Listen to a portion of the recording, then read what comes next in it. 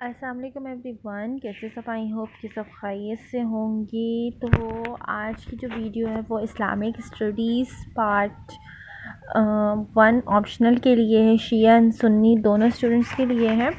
काफ़ी स्टूडेंट को मुश्किल हो रही थी कि मिस ये पेपर की तैयारी हम किस तरह से कर रहे हैं, आप थोड़ा सा आइडिया दें। तो मैं आप लोगों को सबसे पहले आपको पता होना चाहिए कि आप जिस सब्जेक्ट्स की तैयारी कर रहे हैं उसका पेपर पैटर्न क्या है। ठीक है, अब जैसे कि इसमें आपको स्क्रीन पर नज़र आ रहा होगा कि सुन्नी का पेपर है। वैसे शिया और सुन्नी में सेम चॉइस ही होती है, उसमें इतना पेपर पैटर्न का फ़र्क नहीं है, सिर्फ टॉपिक्स पे ऊपर होता है। ठीक है, टोटल आपको सबसे पहले तो नोट पढ़ना चाहिए कि नोट में क्या लिखा है। मैं आपको थोड़ा सा करीब करके बता देती हूँ कि कुल 6 के सवालात के जवाबात मतलूब हैं, यानी कि 6 के सवाल के जवाब देने हैं लाजमी। हिस्सा अलिफ से 1 देना है, हिस्सा बे से 2 देने हैं, हिस्सा जीम से 3 देने हैं और सवाल नंबर 7 जो कि कंपलसरी है, लाजमी यानी कि कंपलसरी है, वो ना तो आप चॉइस में छोड़ सकते हैं ना ही कुछ, आपको ये करना ही करना है। ठीक है, क्वेश्चन नंबर 7 वो है क्वेश्चन जो कि आपको इंग्लिश या उर्दू में आपने ट्रांसलेट करनी होती है अरबी की, वो मैं आपको आगे बताती हूँ। ठीक है, अब जैसे कि एक हिस्सा अलिफ है, उसमें आपको क्या दिया जाता है, क्वेश्चन दिए जाते हैं। 2 क्वेश्चन होते हैं, उनमें से आपको एक करना है, क्योंकि ऊपर लिखा हुआ है कि आपने हिस्सा अलिफ से 1 करना है, तो यानी कि 1 करना है। ठीक है, तो ये जो इम्पोर्टेंट जो होता है, ये दोनों क्वेश्चन जो आपको स्क्रीन पर नज़र आ रहे हैं, मैं आपको जूम कर देती हूँ कि ये दोनों क्वेश्चन मोस्ट इम्पॉर्टेंट हैं। ठीक है, ये लाजमी कीजिएगा, ये दोनों टॉपिक मोस्ट इम्पॉर्टेंट है। हम अभी आयतों में आते हैं।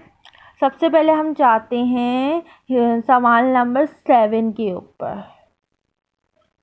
ठीक है, सवाल अब यहाँ पे लिखा हुआ है, नोट में आपको दिखाऊं, हिस्सा जीम से आपने 3 क्वेश्चन करने हैं। ठीक है, हिस्सा जीम से आपने 3 क्वेश्चन करने हैं और हिस्सा जीम स्टार्ट हो गया क्वेश्चन नंबर 7, जहाँ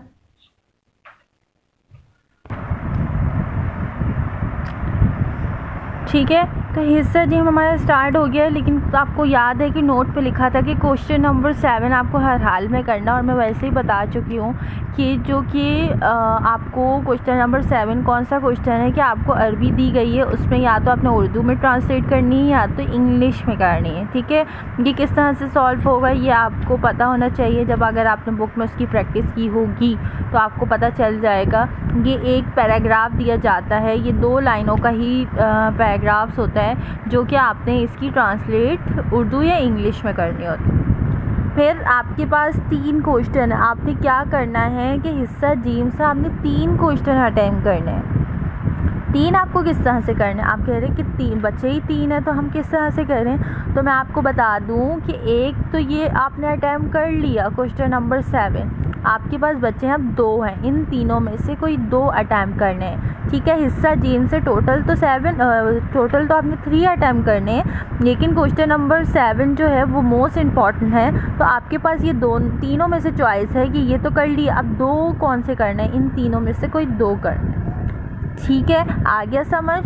अब जो आती है कि इसका गेस्ट पेपर नहीं बन पाता क्योंकि आयतें होती हैं इधर, तो इसलिए आपको मैं बोल रही हूँ कि जो भी स्टूडेंट मुझसे पूछता है मैं उनको यही कहती हूँ कि आप रिपीटेड जो है आयतें करें, जो कि 5 फिर आप खोलें, जो कि बार बार रिपीट हो रही है वो आयतें लाजमी याद करें।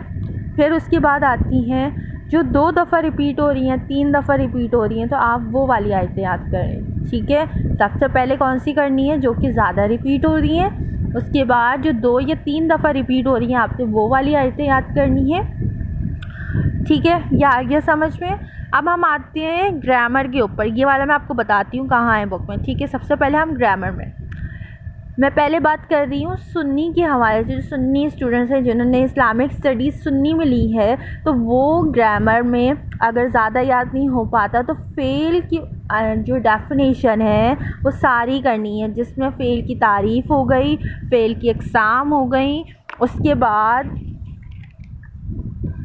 फ़ेल माजी हो गया, ये सब जितने भी फ़ेल हैं, जितने भी आपके बुक में आए हैं फ़ेल, ये सब कर लें, ठीक है। ये मोस्ट इम्पॉर्टेंट होती हैं जो कि आती ही आती हैं। जैसे आप देखें नीचे आई हुई है, एक ही एयर मतलब एक ही एयर में 2 दफ़ा आए हुए हैं, ठीक है। ये मोस्ट इम्पॉर्टेंट है, ठीक है।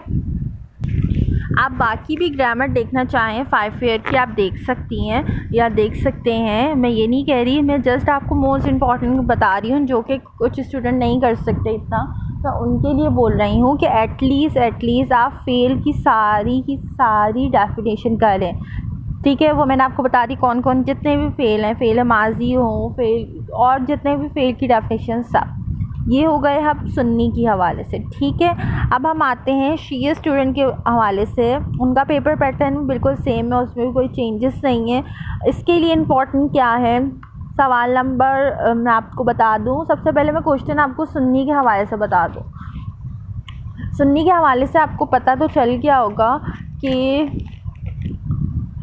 क्वेश्चन नंबर 1 और 2 जो है मैं बता दूं 2017 नहीं 18 है बल्कि, कि क्या है मैं आपको रीड करके बता दूं कि इल्म तफसीर की तारीफ़ करें और अहमियत बयान करें और तफसीर और तवील का फ़र्क बयान करें, ठीक है। उसके बाद तफसीर इब्न कसीर की इम्तियाज़ी खुसूसियात, ये दोनों टॉपिक मोस्ट इम्पॉर्टेंट हैं। मैं पहले आपको सुन्नी का बता रही हूँ, फिर हम आते हैं इसके अंदर जो हैं इनके मार्क्स भी मोस्ट इम्पॉर्टेंट है, ठीक है। ये 3 टॉपिक जो आपको मैंने बताया वो लाजमी कीजिएगा। ये देखिए, ये इनके जो मार्क्स हैं ये लाजमी आती हैं, 3 क्वेश्चन लाजमी याद कीजिएगा जो मैंने आपको बताया। अब हम बात करते हैं शिया के ऊपर। तो शिया के ऊपर जो टॉपिक है वो मोस्ट इम्पॉर्टेंट क्या क्या है, इल्म तफसीर की तारीफ़ करें और इसके मार्क्स, ठीक है। उसके बाद कौन सा मोस्ट इम्पॉर्टेंट है, मंदरजा, ये वाला आपको इसमें से तो वैसे तो एक करना है, ये देखें, लेकिन ये दोनों मोस्ट इम्पॉर्टेंट है। अलामा तबरिसी एंड अलामा तबादबाती जो हैं, ठीक है, तबादबाई है, ठीक है, सॉरी मैंने गलत पढ़ लिया था, ठीक है। ये दोनों मोस्ट इम्पॉर्टेंट हैं। अब हम इसकी ग्रामर के ऊपर आते हैं।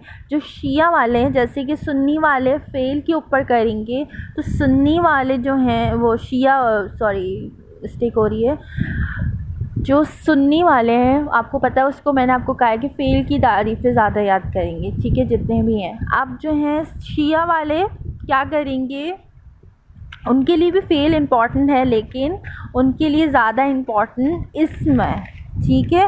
इस्म मार्फा की इस्म के जितने भी हैं, जैसे फ़ेल के जितने भी हैं उसमें इस्म के भी जितने भी हैं, शिया वाले की बात हो रही है, जो शिया स्टूडेंट हैं उनकी बात हो रही है। इस्म मार्फा की तारीफ़ और इसकी इक़साम, इसमें इशारा, ये सब जैसे इस्म की तारीफ़, इस्म की इक़साम, ये सब आपने करना है जितने भी शिया स्टूडेंट हैं, ठीक है। अब जिस तरह मैंने सुन्नी वालों को बताया था, सुन्नी स्टूडेंट को, कि जितनी भी रिपीटेड आपकी आयतें हैं, जितने भी ज़्यादा रिपीटेड हुई हैं, पहले आप वो देखें, उसके बाद जो 2-3 दफ़ा रिपीट हुई हैं फिर वो याद करें, ठीक है। इंशाल्लाह आप जो याद करेंगे, इंशाल्लाह मेरी दुआ यही है कि आपका पेपर उसी में से आएगा, ठीक है। अब हम आते हैं जो ट्रांसलेट, जो कंपलसरी क्वेश्चन है उसकी बात करते हैं कि बुक में किस तरह से लिखा हुआ है और किस तरह से आपको आसानी से आ सकता है। ये देखें, बुक के अंदर आपके पास लिखा हुआ आ रहा है कि जैसे कि एक वर्ड है, जैसे कि किताब, कलम, वर्क, कुर्सी, मकतब, मकद, बाप, जिदार और हाजा, ठीक है। अब इसमें अलग अलग डेफिनेशन है। किताब का किताब है, ठीक है। अब जैसे कि कुर्सी, अब मकतब का क्या है, डेस्क, ठीक है। अब मकद का क्या है, बेंच, बाप का क्या है, दरवाज़ा, जिदार की क्या है, दीवार, हाजा यानी कि ये, ठीक है। अब जैसे कि यहाँ पे लिखा हुआ, पहले तो आपको एक एक वर्ड बताया गया, उसके बाद आपको ये पूरी लाइन बताई कि हाजा किताब, यानी कि ये किताब है। हाजा कलम, ये कलम है। यानी कि पहले आपको एक एक वर्ड की बताई गई है कि ये मीनिंग है, उसके बाद आपको ये पूरे सेंटेंस बनाए गए हैं। ठीक है, आप ये देख सकते हैं। ठीक है,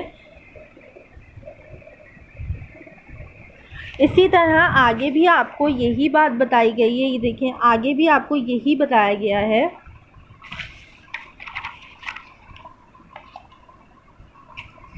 देख रहे हैं आप, एक एक पहले वर्ड बताया गया है, उसके बाद आपके पूरे सेंटेंसेस बनाए गए हैं। ठीक है, ये इजी रहता है जब आपको एक वर्ड पता हो कि इस अरबी की ये मीनिंग है, तो आपको आराम से वो सेंटेंस आ जाता है। अब जैसे कि आपने ये पूरे सेंटेंसेस पढ़ लिए, ये आपको अरबी याद हो गई, अरबी की उर्दू क्या है, उसके बाद आपके ये पूरे सेंटेंसेस पैराग्राफ बनाए गए हैं, जो कि आपकी जो एग्ज़ाम में आते हैं जिस तरह से, इस तरह से आते हैं। आप ये देखें,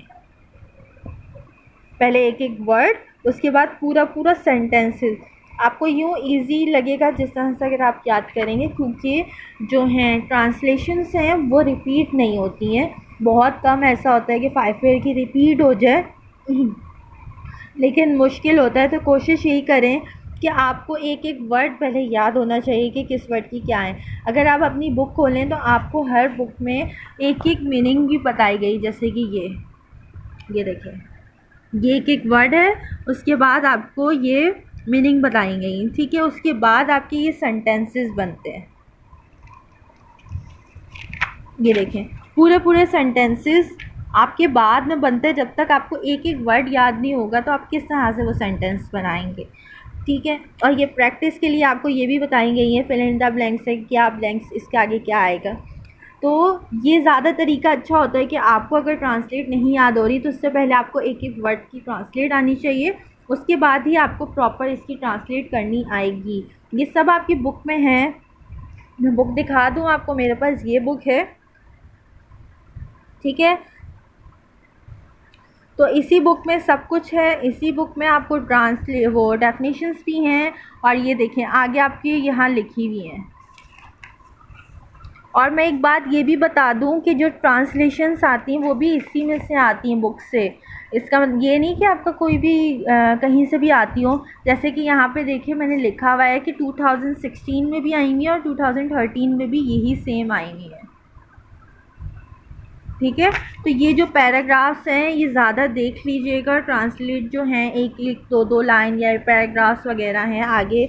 आप अगर बुक खोलें, ये ठीक है, तो ये सब आपकी बुक में आई हुई हैं, ये बुक में से ही आती हैं। ये नहीं ये बुक के अलावा आपकी आ रही हो। आपकी जो अरबी की उर्दू लिखनी होती है ये आपकी बुक में से ही आती हैं। ये सब कुछ आपकी बुक में मिलेगा। अगर आप बुक खोलें तो उसके अंदर आपको ये सारी चीज़ें मिलेंगी। ठीक है, उम्मीद है कि आप लोगों को समझ आ गया होगा। नहीं आ रहा हो तो मुझसे पूछ लीजिएगा। मैंने बहुत कोशिश की कि आपको मैं बहुत इजी तौर पे समझा सकूं। उम्मीद तो यही है कि आप लोगों को मैं समझा सकी होंगी। अगर नहीं भी समझ आ रहा हो फिर भी तो आप मुझसे लाजमी पूछिएगा। मैं अगेन बार बार यही कह रही हूँ ताकि आप लोग पढ़ सकें, और मुझे तो बस आप लोगों की कामयाबी चाहिए और कुछ नहीं। ठीक है, उम्मीद है कि आपको समझ आ गई होगी बात, और बस दुआओं में याद रखिएगा। अभी के लिए इतना ही, मिलते हैं नेक्स्ट वीडियो में। अल्लाह हाफिज़।